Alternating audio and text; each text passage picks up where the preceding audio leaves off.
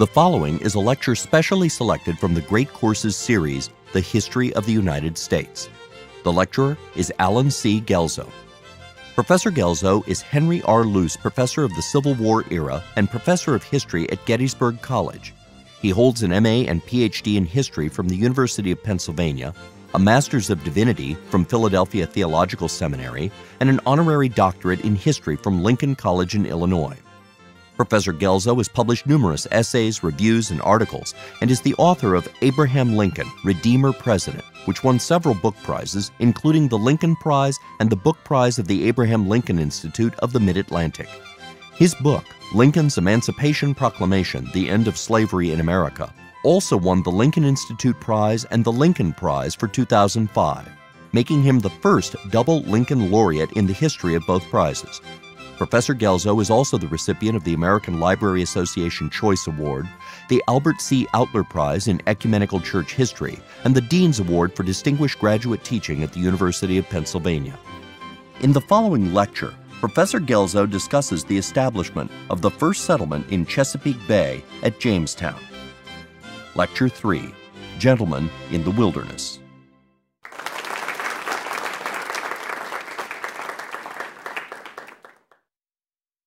Of all the European nations facing the Atlantic Ocean, none would ordinarily have seemed to have greater advantages for entering the race for North American exploration than England. Better than the Spanish, better than the French, better than the Dutch. The English enjoyed a westerly location into the Atlantic Ocean.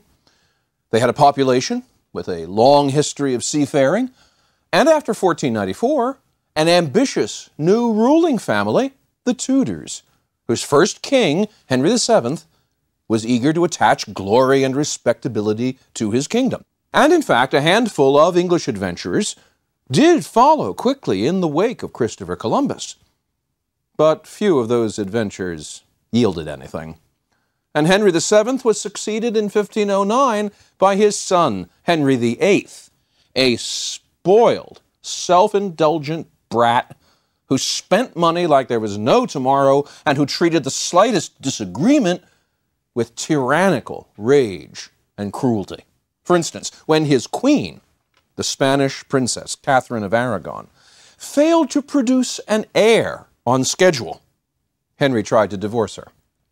When the Pope, as head of the Catholic Church, refused to grant the divorce, Henry announced that he no longer recognized the authority of the Pope, and he enlisted his kingdom in support of the new Protestant Reformation movement and allowed his officials to create a new Protestant church for his kingdom, the Church of England. Well, all of this was confusing enough for the people of England in that age. But after Henry's death in 1547, the next generation of Tudors made the confusion even worse. Henry's adolescent son, Edward VI, was deeply committed to the Protestant cause and authorized the leadership of the Church of England to do a thorough house cleaning of all traces of Catholicism. Edward, however, died in 1553 before marrying and was succeeded by his older sister, Mary, who was as committed to the old Catholic ways as her brother had been to the new Protestant ones. Mary brutally enforced a return to Catholic practices and the authority of the Pope.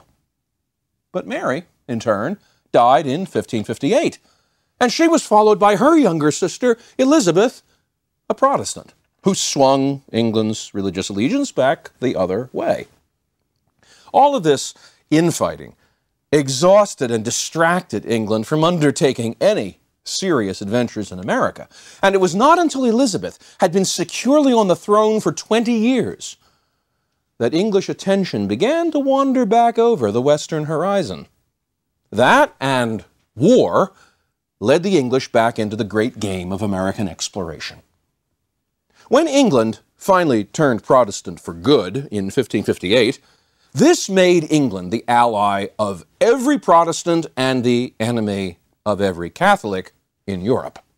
So between 1582 and 1602, Elizabeth cheerfully licensed Protestant sea captains like Francis Drake and John Hawkins to raid the great treasure fleets of Europe's greatest Catholic power, Spain. Well, the solution, as I mentioned in an earlier lecture, was to, well, change the rules, which the English obligingly did once the restrictive financial rules of the Catholic Church had been pushed aside in England by the new Protestant regime. From the 1550s onward, individuals were allowed to create pools of wealth, but their liability was limited only to the extent of their investment, and in the event of failure, the failure did not make them liable for all of the debt of an enterprise. Of course, this could also mean that they could only profit in the same proportion, but it was the limitation of liability which was key to coaxing investors into creating investment pools big enough to finance big-time exploration and settlement. The English quickly established a series of such companies, chartered by the Crown, to open up trade with Russia, with the Eastern Mediterranean, with West Africa, and even with India. And in 1606, a group of promoters in London and Plymouth obtained a charter from England's new king, James I, and organized itself under the title of the Virginia Company.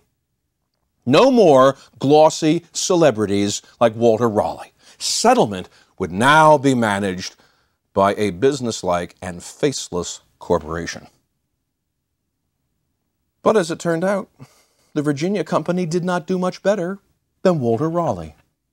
The company chose as the most promising site for their first settlement the coast of modern-day Maine, which they supposed to have the same climate as England because it was on the same latitude.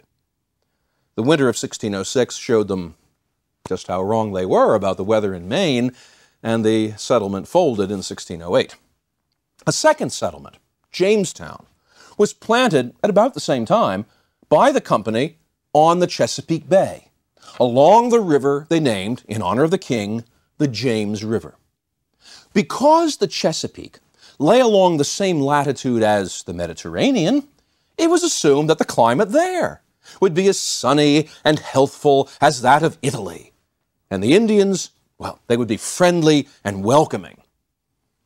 Instead, the site of the Virginia Company's colony was marshy, humid, and fever-ridden, and the Powhatan Tribal Confederacy, which dominated the region, was already well soured on Europeans.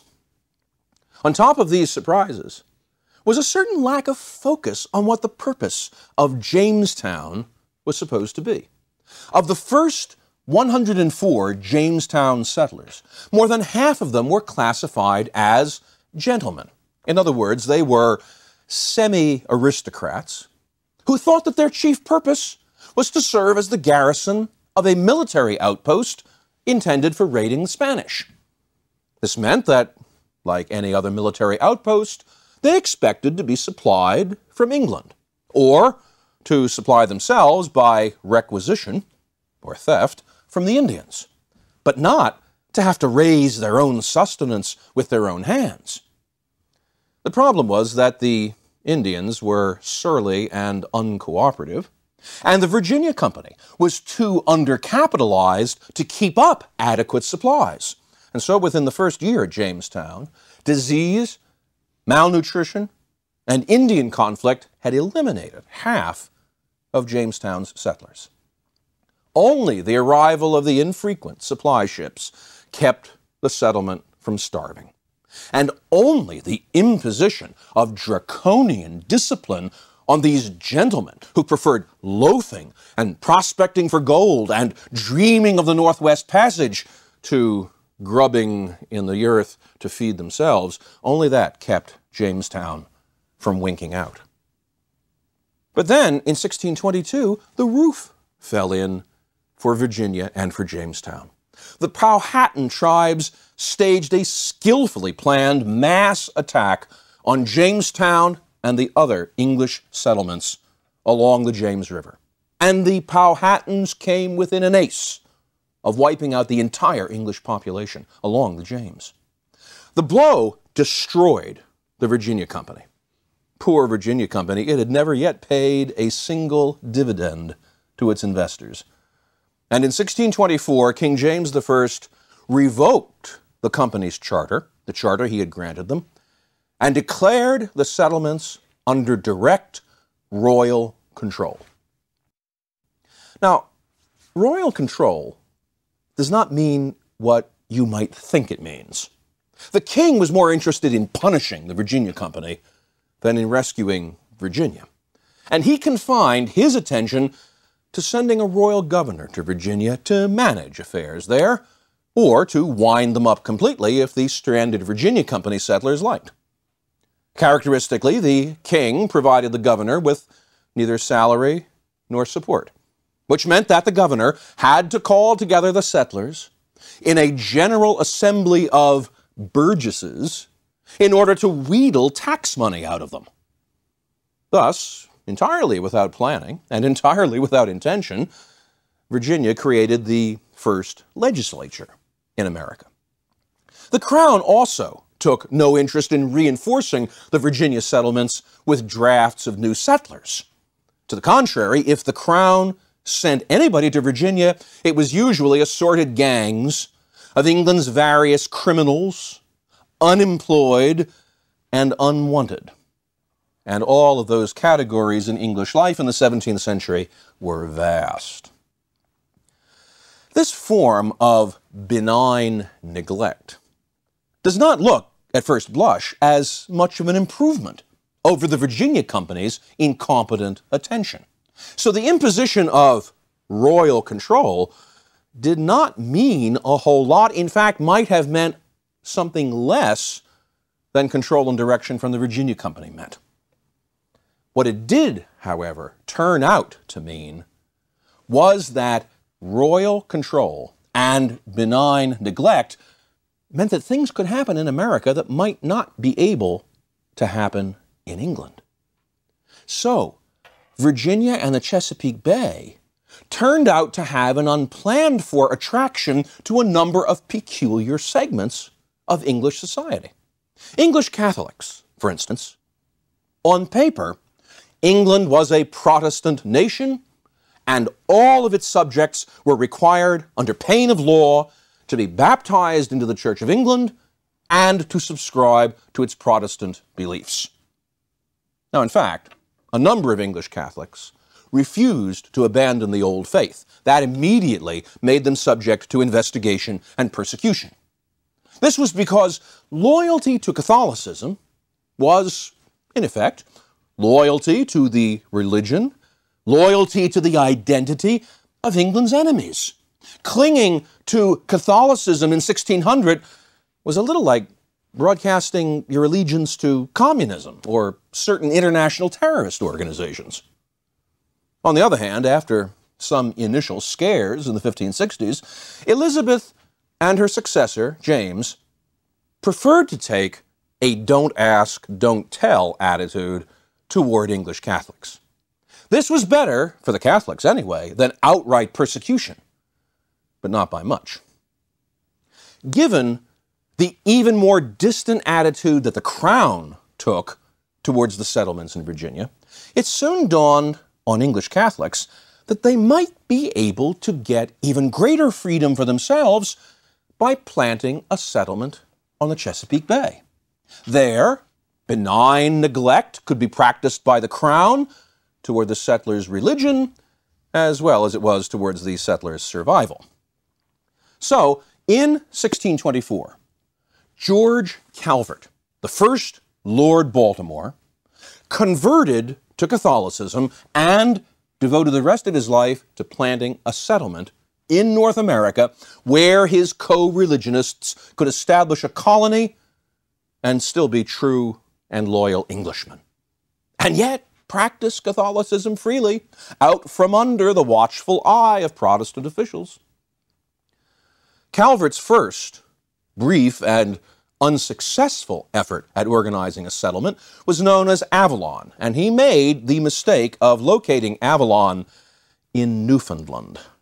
Again, on the assumption that Well, the latitude of Newfoundland is about like that of England, therefore the climate should be like that of England, and as anyone from Newfoundland can tell you, it isn't. After that, the Calvert family obtained a charter for land on the Chesapeake.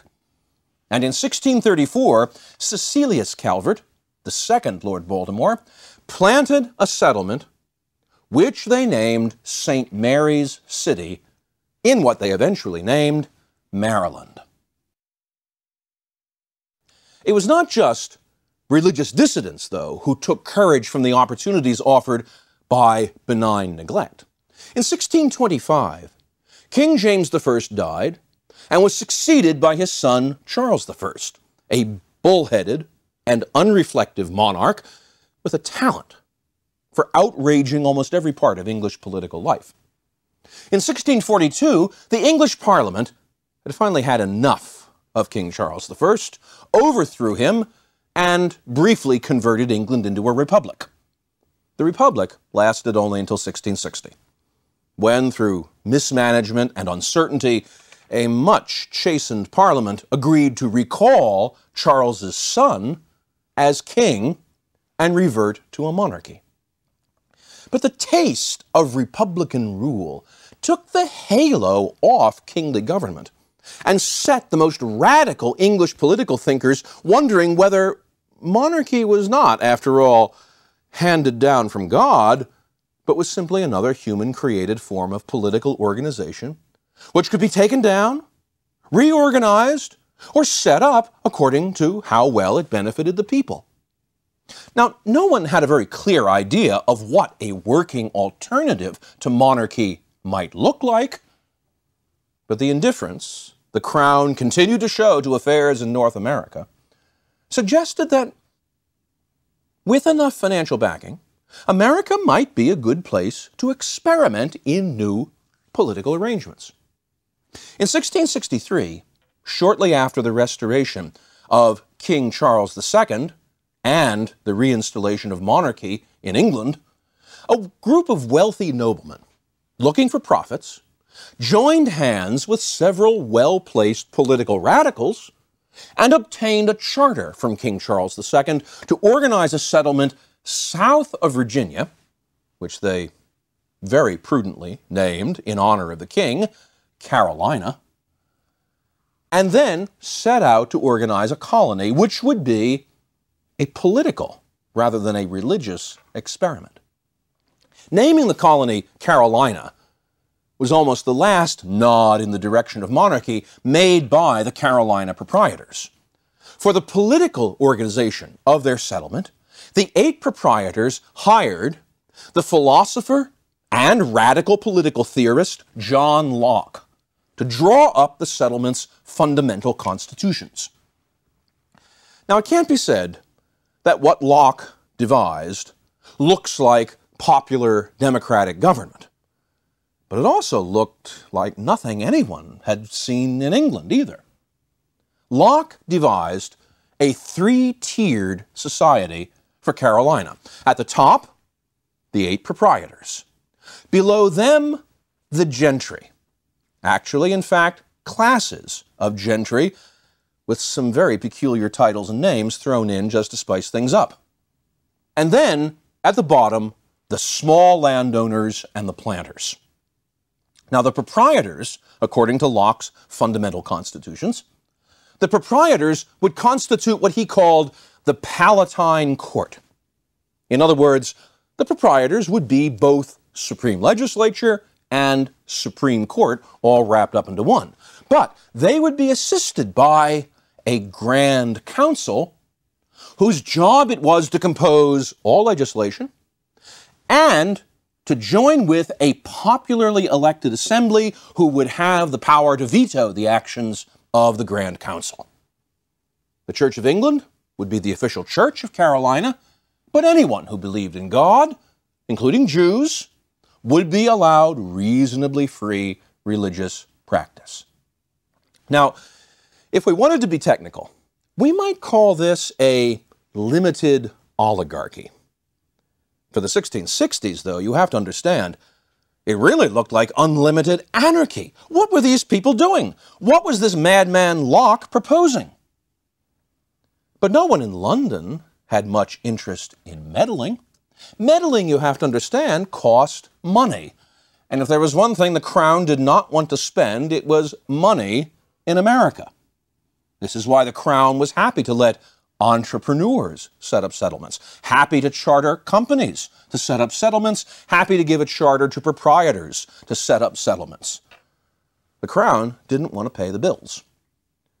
But the problem is that when you don't pay the bills, you also don't have a whole lot of control over what goes on in those settlements. And that was just fine with the Carolina proprietors.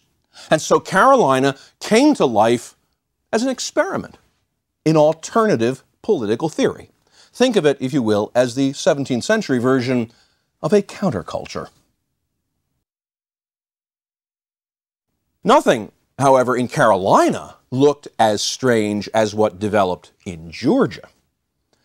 If what we're seeing in the development of these colonies is, in the absence of Crown interest and Crown control, the growth of some very exotic experiments in politics, nothing in America matches Georgia.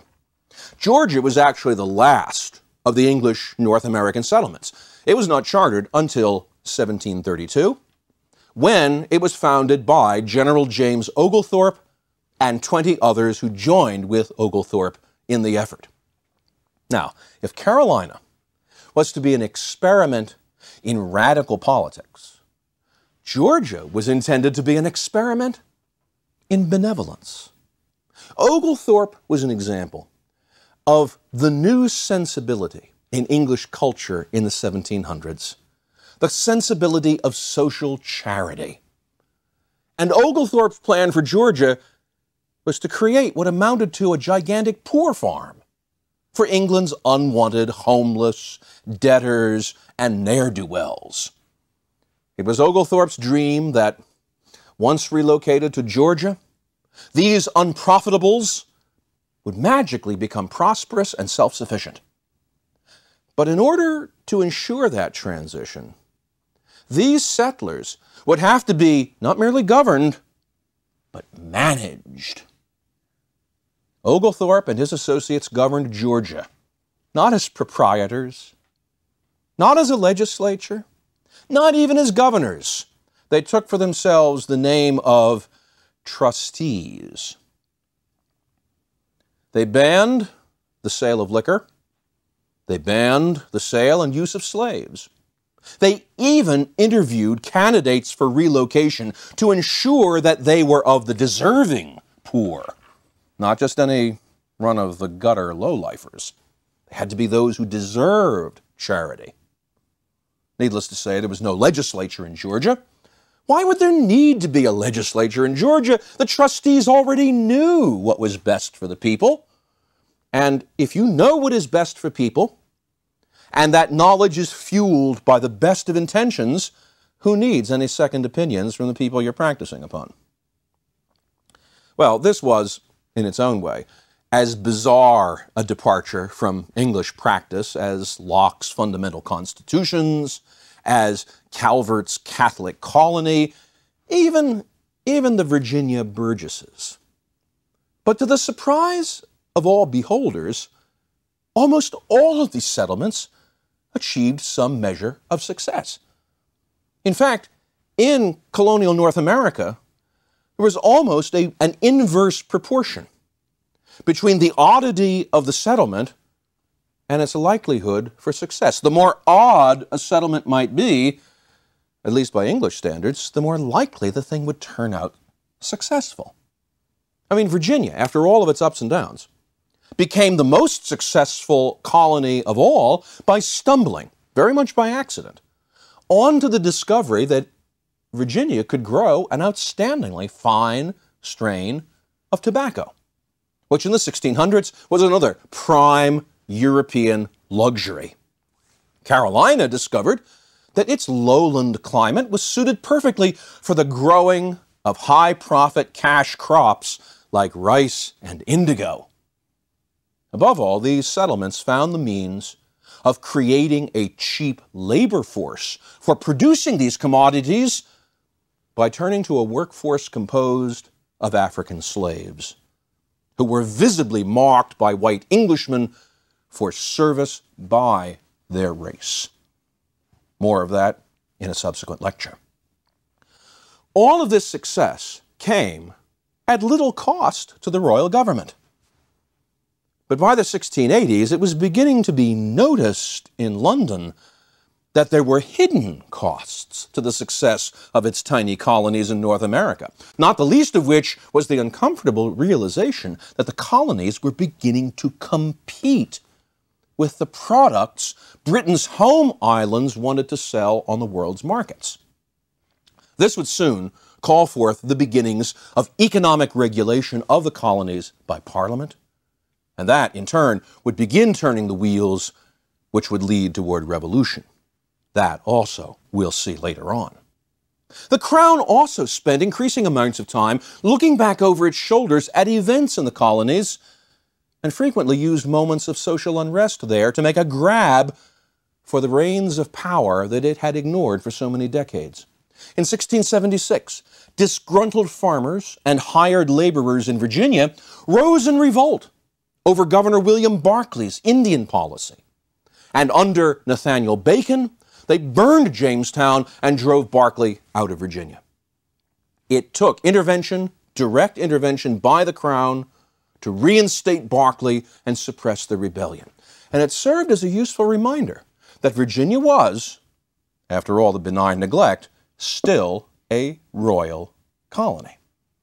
The Carolina planters did not get along at all well with the 8 proprietors, and when an Indian rising devastated Carolina in 1715, the planters deposed the proprietors and offered Carolina to the Crown for free.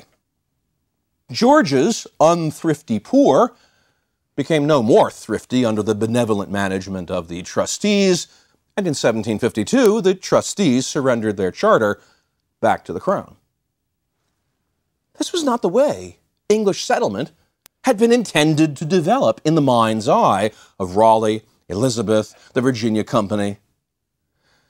But very little in America would go according to expectation. Very little would turn out according to the fond plans of people at home in London. And nowhere was that better demonstrated than in New England.